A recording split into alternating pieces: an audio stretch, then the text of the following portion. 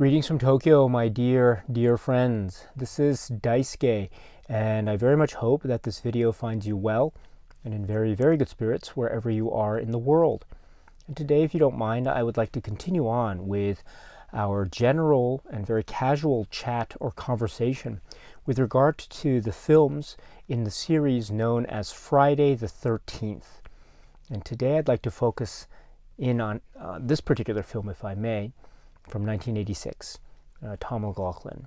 And this is Jason Lives Friday the 13th Part 6, or Friday the 13th Part 6, Jason Lives.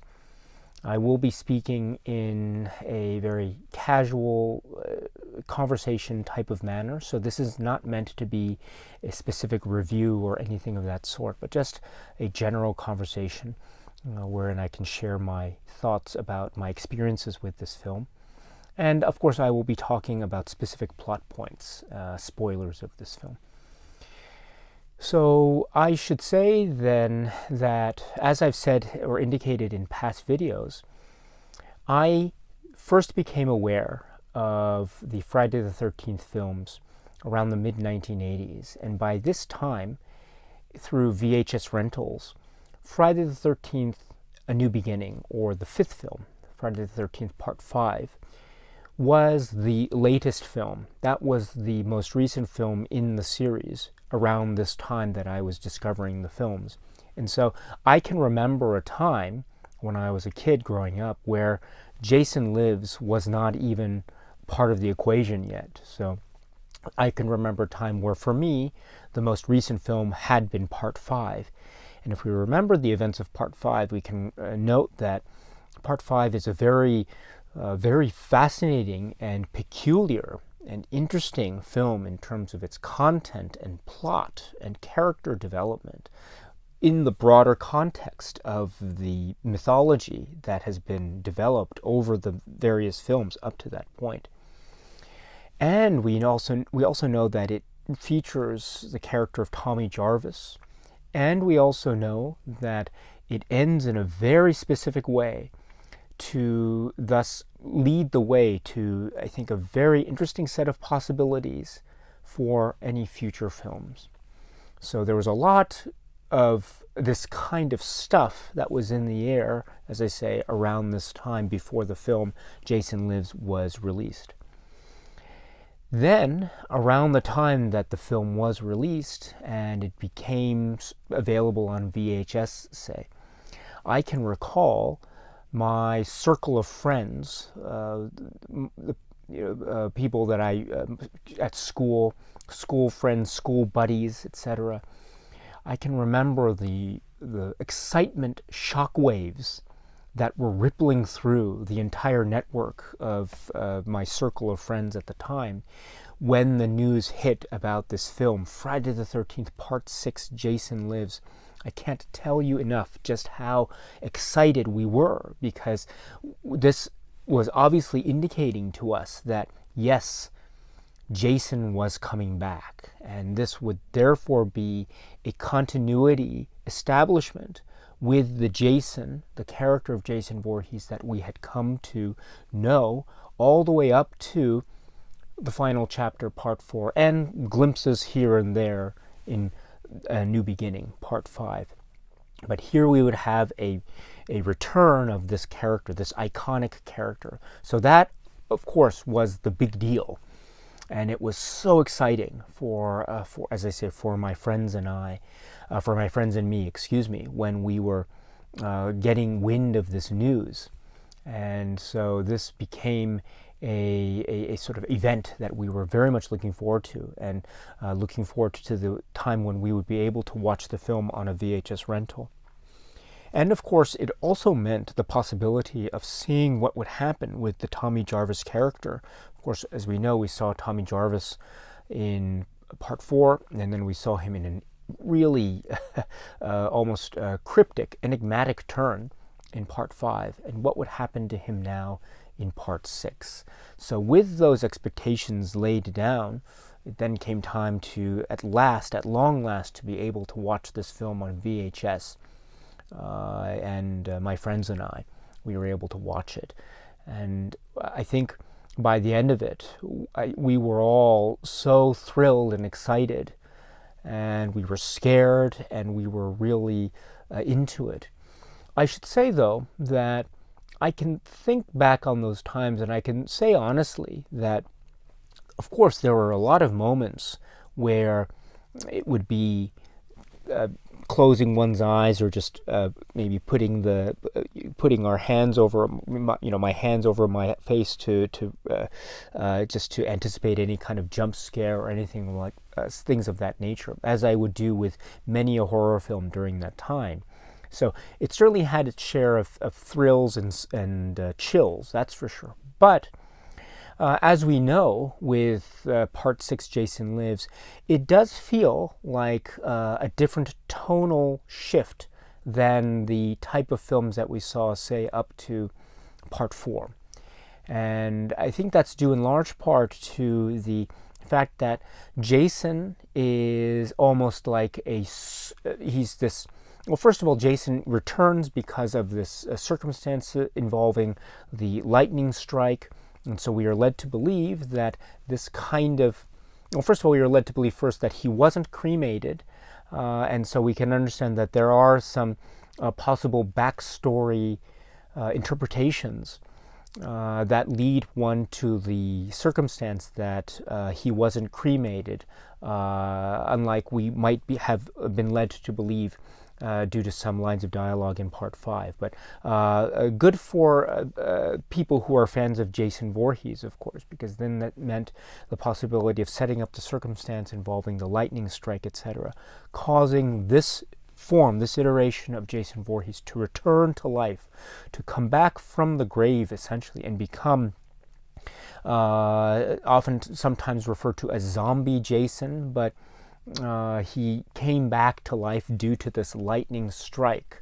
So there is this thing that we can consider in the realm of movie biology and movie physics, such that the lightning strike caused some kind of regeneration of his cells or something of that nature. Okay, so with that, he has this, he's not just coming back from the dead, he has also gained some kind of superhuman strength, or he is revitalizing the already high superhuman levels of strength that he had already had, as evident in, say, films up to Part 4. Because even in Part 4, or even up to Part 4, he did show signs of extraordinary strength levels.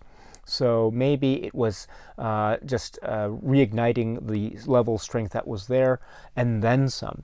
And so we have, therefore, a Jason that's back from the dead, and not only that, he is super strong, and he is back.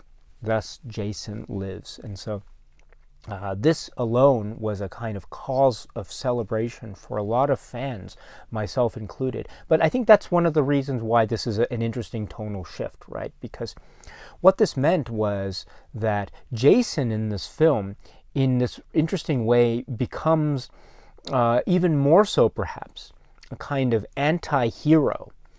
He might have had this sort of legend, if you will, that was building up, especially through the films 2, 3, and 4, such that one almost, in this interesting twist on the slasher genre, one almost wants to root for these events to happen. And so the figure that is the killer in these slasher films, through a certain dynamic that is applied by all these sequels that occur, that are popular, what sometimes happens is the villain becomes a type of anti-hero from a certain point of view. It happens, for example, I would say, in the Nightmare on Elm Street series with the character of Freddy Krueger.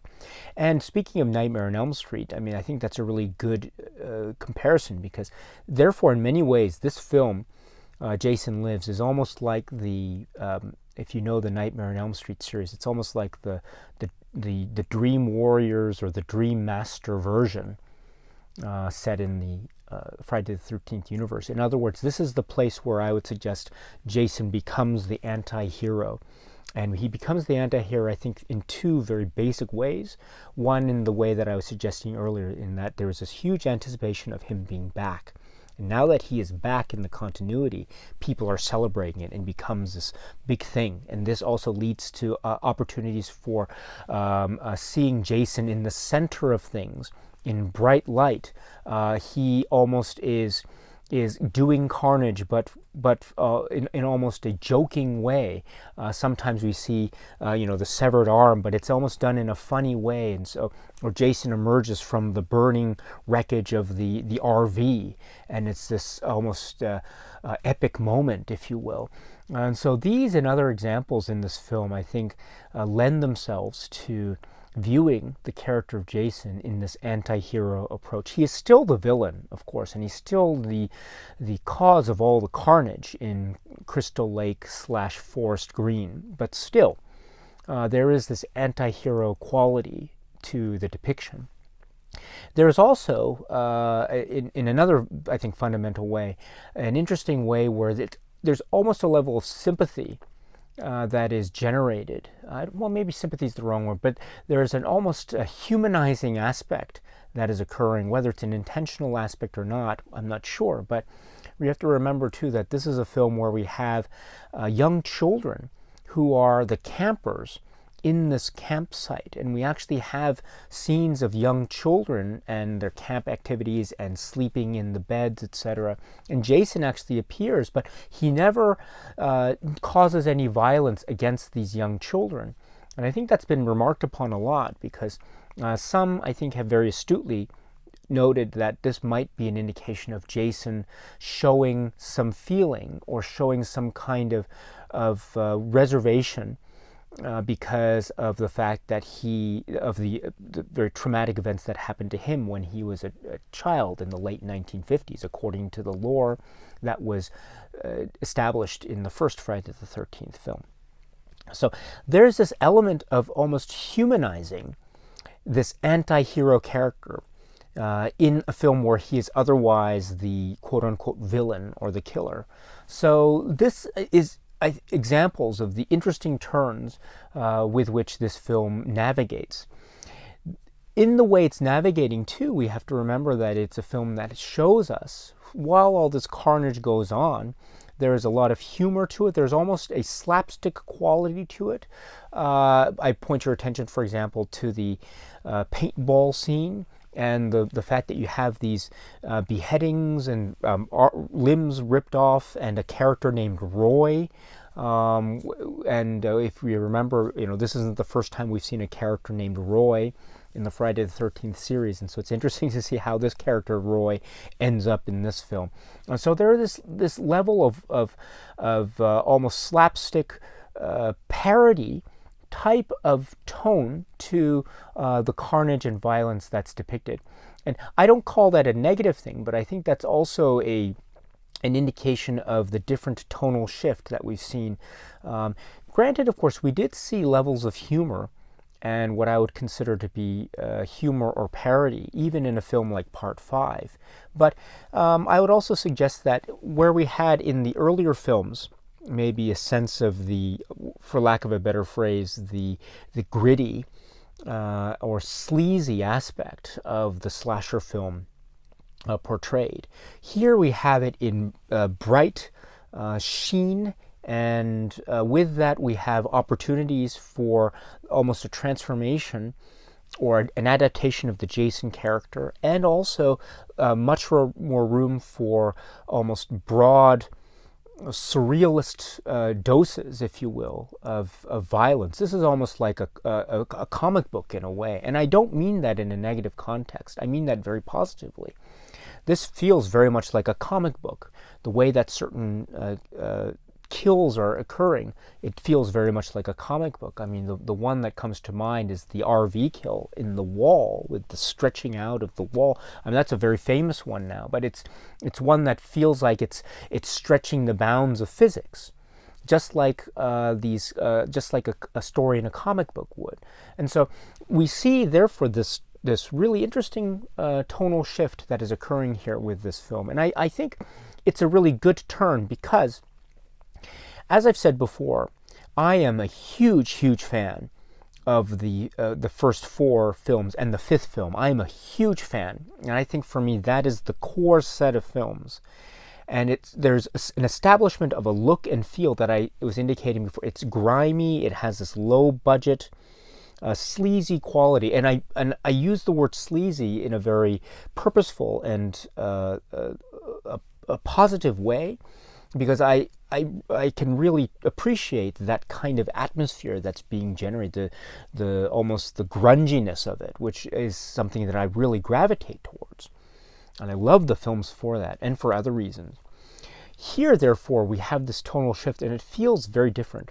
There is continuity. We have the Tommy Jarvis character, and there's the Jason character, but they are also markedly different. Right? Jason's arguably a little bit different for the reasons that I was citing.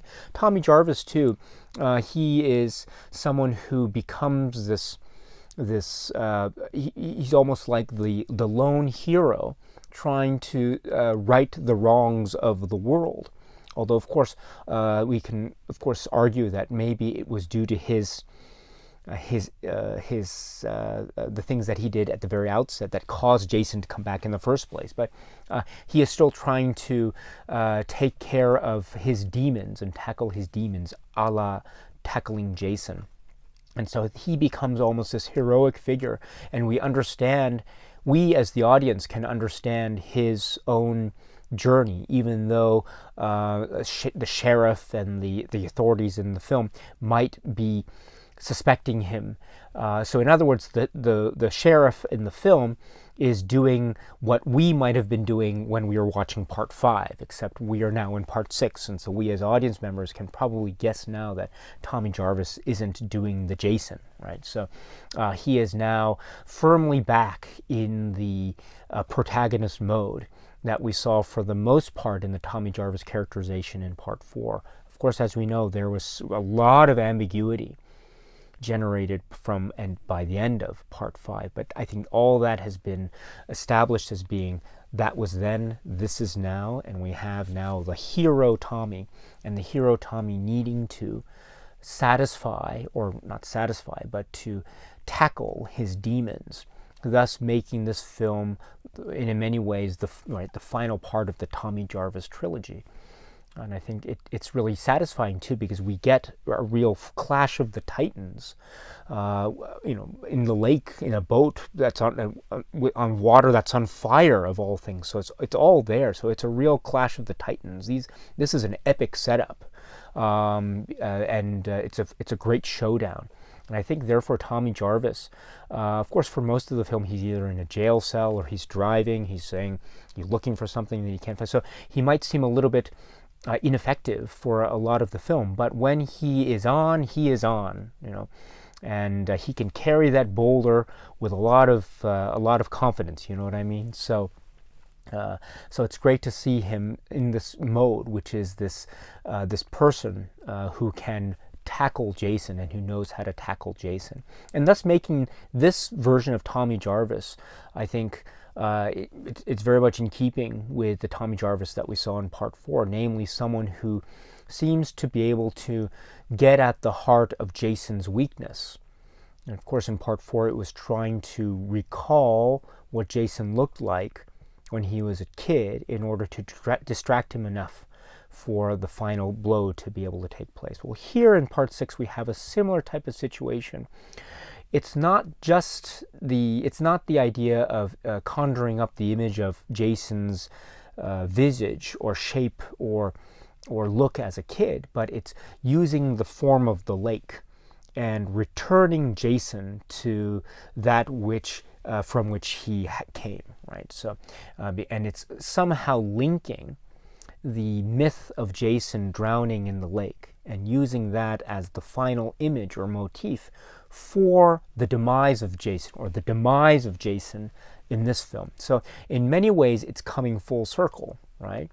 With Jason and the lake, much like the story of Tommy Jarvis is coming full circle. And I really like that very much. So it really elevates Tommy Jarvis's character to this superhero status. He is now in the pantheon of Friday the 13th characters who can really go toe to toe with Jason. And we will see a lot of that. I think we will see a lot more of those similar types of characters as we progress through the films, from part 6 and part 7, and so especially part 7. So that's another interesting conversation in and of itself. So, but Tommy's certainly up there, as we know. And also, there are a lot of how shall I put it? Returning to one point that I brought up earlier, which is the idea that this film feels like a tonal shift. It's going to different places, like comedy. There are a lot of really violent scenes. You know, the blah and the and the blah and all this stuff. So there's a lot of those gore scenes. But they do feel like the effect is now on display, and so it's probably less for shock and more for the spectacle, if you know what I mean. And there's nothing wrong with that. I mean, because shock is one form of entertainment. Spectacle is also one form of entertainment, and the hybrid between the two is also a form of entertainment. So this, I think, becomes another form of entertainment. But as I say, it does feel like a different shift or different change or tone and style. And I think we can expect that, because everything up to part 5 was, I would suggest, pretty consistent. But even at starting around part 5, we were getting changes. And so what I was trying to suggest in my part 5 video or discussion video was that there's only so many things you can do with this type of story before it runs the risk of becoming stale. And I say this again as a great admirer and fan of the Friday the 13th series, but I think it's the idea of how to re-express similar points of a story. And I think one way to do that is to try to adapt different tones to the similar type of film, while still trying to maintain levels of continuity. And we have connections by virtue of the return of the camp motif, Jason, Tommy, and campers, but we have differences as well that lead to different avenues, such as the introduction of actual kids, the way that the effects are showcased, or the focus on Jason as an anti-hero, or the use of lights, etc., and the sheen that gives this different, almost maybe comic book or action adventure horror comedy type of feel to the proceedings, which I think is great. And it means that we can expect, and also we can expect, as we know, going through the rest of the films, I think we can expect each of these films from part 6 to have a similar type of attempt at doing something different. So if part 6 does something, or is attempting to do something different on these terms, we also see part 7, I would suggest, doing something different with those characterizations. And then part 8, as we know, I think it's doing something different in terms of a change in setting and the main thing is the change of setting. So that's also doing something different. And then part 9 is doing something, I would say, very different indeed, in terms of the reimagining of the Jason Voorhees mythology, and doing it in this almost part 5 type of way. And then Jason X, and so, which is, I would argue, very, very different as well.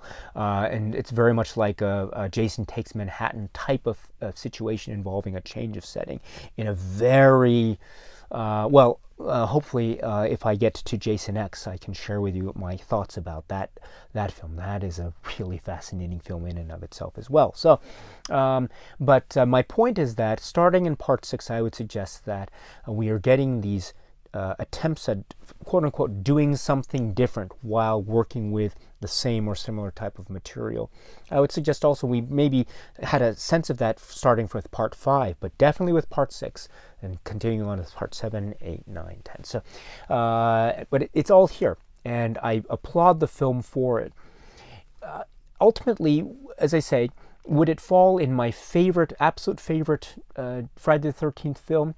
I'm not sure, because, as I say, for me, it would always be those core first films, because those are the ones that I discovered first, and this film and the films to come came later. But still, I think it's a lot of fun, and I understand that for a lot of people, this is the best entry point into the Friday world, and it has a lot of very memorable and exciting spectacle set pieces. It also reestablishes the myth, but also making it fresh and new in a lot of places. And of course, it marks the return of Jason, which I think is the ultimate form and expression of establishing or reestablishing the continuity. So this is Friday the 13th, Part 6, Jason Lives. Okay, my friends, so that's it for now. And so until we meet again, please be happy and healthy and well, and please keep on watching a lot of great, great movies. Thank you so much, as always, for your time. I very much appreciate it. Stay strong, stay safe, and cheers.